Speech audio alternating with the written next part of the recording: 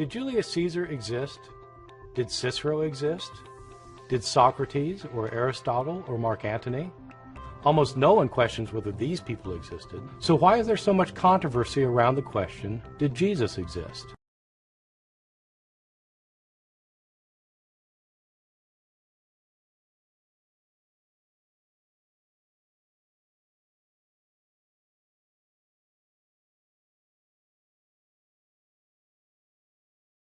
Are there any other documents besides the Bible that talk about Jesus? Yeah, actually there are. Jesus of Nazareth is referred to in Roman, Jewish, and extra-biblical Christian sources.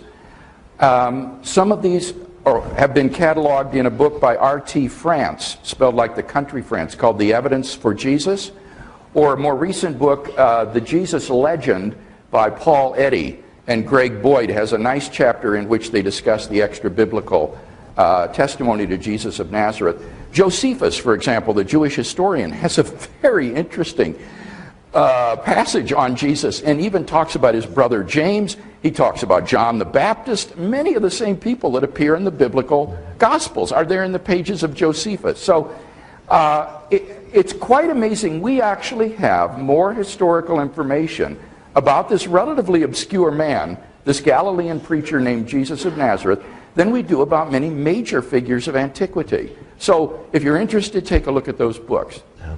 The reason I bring it up is simply in the course of preparing for this debate, I encountered the claims that there is no record of Jesus apart from Who said the that? Gospel. I didn't even look at it. It struck me as quite a wild claim. I will say there are certain kooks out there writing today, especially on the internet, people like G.A. Wells and others who make these radical claims like Jesus of Nazareth never existed and so forth. And they're completely rejected within the guild of professional historians and biblical scholars. And the book by Eddy and Boyd that I mentioned deals extensively with some of these fellows. But as I mentioned, the passage in Josephus, in Tacitus, the Syrian writer Marabar Serapion, there are references in Jewish Talmud. They're discussed in the sources that I gave you. Thanks. I was rather struck by the claim, and it seemed quite wild to me.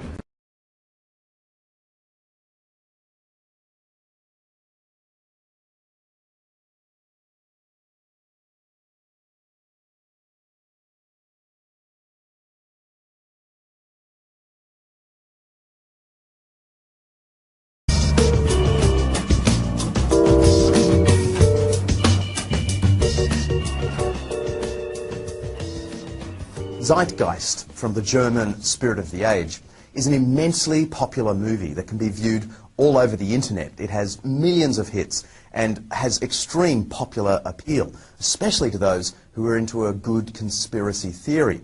Now, the second half of the film is an elaborate portrayal of the 9/11 tragedy as the work of the American government itself. But the first half calls into question the entire story of Christianity.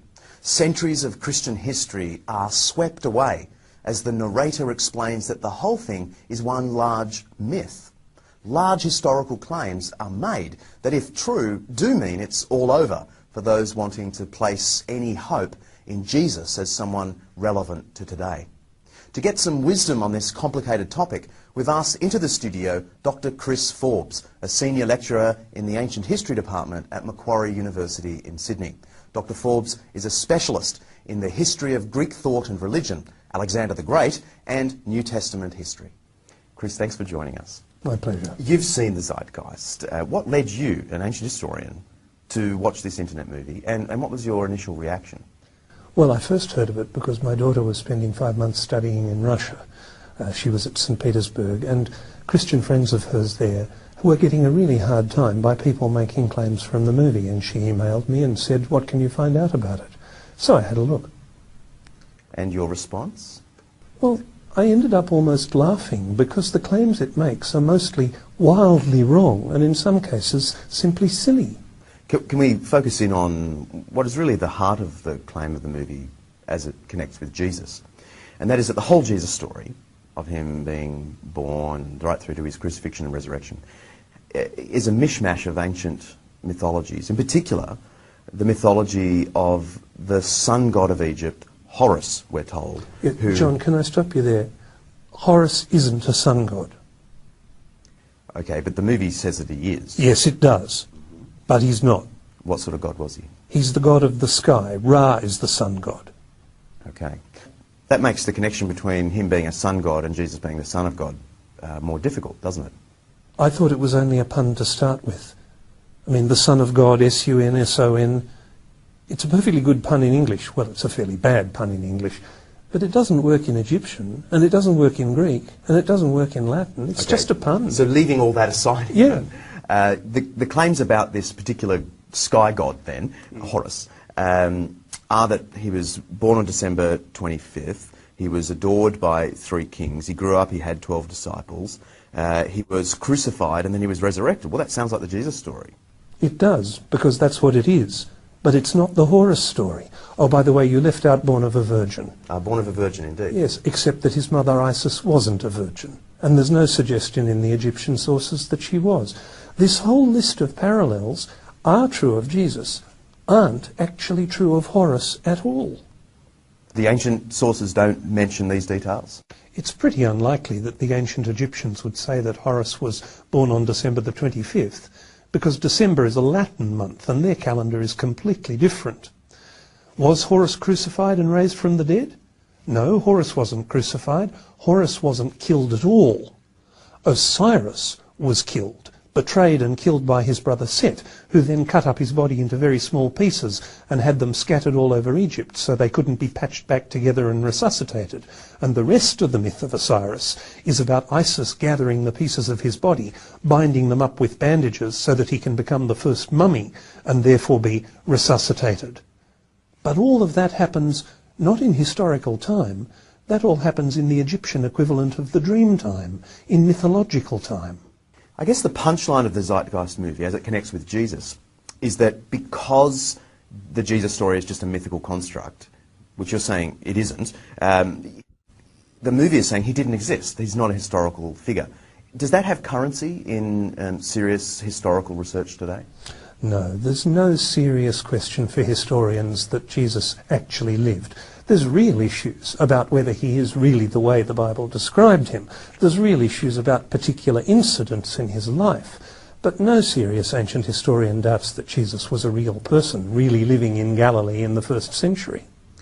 The movie, in its list of references, if you get the transcript, some characters pop up, some scholars pop up, and it gives this sense that it is an authoritative movie, like Gerald Macy, G.A. Wells. Gerald Macy, English poet and amateur Egyptologist. Not an expert, not an academic, not actually an historian at all. G.A. Wells, an academic, yes, professor of German literature, writer of popular books, trying to claim that Jesus is a myth. But he's not a historian. Did you find any serious historical work in the list of references? Not a single one. What I found is a whole list of books claiming to be written by experts, quoting other people claiming to be experts, quoting actually none of the ancient evidence at all. And yet a lot of people have been enamoured with this movie or deeply troubled by it. What is your advice to them? Can I be awfully blunt? Don't believe everything you see on YouTube. Given that this interview will also be on YouTube, have you got any further advice for them? Yes. Check references. Go looking for ancient evidence. If somebody claims something about Horus or Mithras or Dionysus, if they're only quoting another modern author, or in the case of Massey, someone writing in the 19th century, that's not good enough. What historians want to know is not do you quote historians, they want to know can you quote ancient evidence. And there's simply no ancient evidence that Horus or Mithras or Dionysus was born on the 25th of December, born of a virgin, crucified. The ancient stories simply don't say that about them. So the parallels with Jesus just collapse. Thank you for joining us. My pleasure.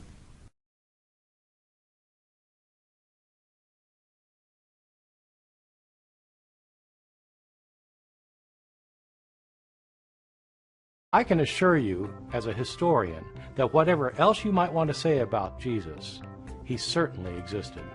The historical Jesus may not have been the person that people imagine today, but he was a real person, and we can know some things about him. You don't have to believe that Jesus was the Son of God in order to accept the facts of history. And that's what I deal with in my book, the facts. Skeptics like to say that we don't have the original texts of any of the Gospels of the New Testament, and we don't have any historical records of Jesus from his day. That's absolutely right, but it's also true of virtually everyone who lived at his time, including such powerful and important figures as Pontius Pilate, the governor of Judea, and Josephus, the Jewish historian. Some of those who claim that Jesus was a myth argue that he was invented along the lines of the gods of pagan mythology, who also died and were resurrected. In my book, I show why that also cannot be correct. The evidence for the historical Jesus, as for Pilate and Josephus, is overwhelming when looked at through the impartial lens. Did Jesus exist is a historical detective story. I invite you to look at the hard, cold facts of the case and judge for yourself.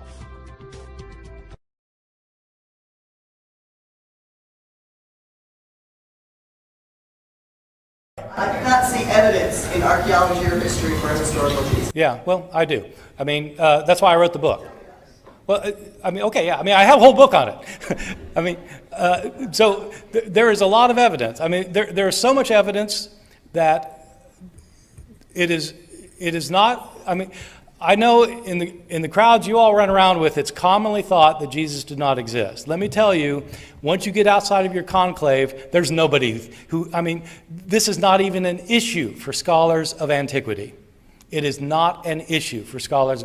There is no scholar in any college or university in the Western world who teaches classics, ancient history, New Testament, early Christianity, any related field who doubts that Jesus existed. Now, that is not evidence. That is not evidence. Just because everybody thinks so doesn't make it evidence. But if you want to know about the theory of evolution versus the theory of creationism, and every scholar in every reputable institution in the world believes in evolution, it may not be evidence, but if you've got a different opinion, you better have a pretty good piece of evidence yourself. The reason for thinking Jesus existed is because he is abundantly attested in early sources. That's why. And I give the details in my book. Early and independent sources indicate that certainly that Jesus existed. One author that we know about knew Jesus' brother and knew Jesus' closest disciple, Peter. He's an eyewitness to both Jesus' closest disciple and his brother. So, I mean, I'm sorry, but again, I respect your disbelief, but if you want to go where the evidence goes, I think that atheists have done themselves a disservice by jumping on the bandwagon of mythicism, because, frankly, it makes you look foolish to the outside world. If that's what you're going to believe, you just look foolish. You are much better off going with historical evidence and arguing historically, rather than coming up with the theory that Jesus didn't exist.